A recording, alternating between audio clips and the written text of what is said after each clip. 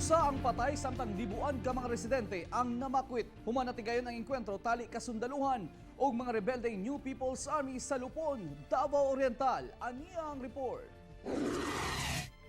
Usa ka NPA ang patay. Diyang subling nagkaengkwentro sukad paniadtong Domingo ug Lunes ang kasundaluhan og rebeldeng New People's Army sa barangay Kalapagan, Sitio Fortune ug Baliling sa Lupon, Davao Oriental.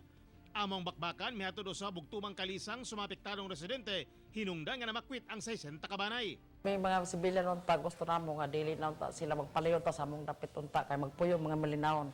Ang akong gusto, mulakaw na sila diha, dili sila magsamok-samok. Kay kami nanginabuhi mi dihag tarong. Di gusto namo dili namin nila samukon. Kaya mga sundalo diha nagpuyo wa nang ilabot. Pero sila nanguna. Nasayran nga niti kayo ng Bakbakan human mireklamo ang mga residente nga gipangharas kuno sila sa mga rebelde. Hinungdan nga dihang miresponde ang kasundaluhan didto na nagkaengkwentro.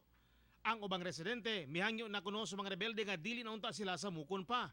Kung naistorya pa lang nako sila ako yung hangyoon nga dili pwede mo sulod sa mabuhay kay tungod sa among sakop panginabuhi dili gid pwede sudlan aron magmalinawon mi.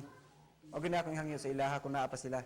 Ug naago na sila gurbatay sa paralyze ang among panarabaho. Gipasalig sa kasundaluhan nga paningkamutan nilang magpabili ng ilang presensya palibot sa lugar aron maprotektahan ang mga sibilyan.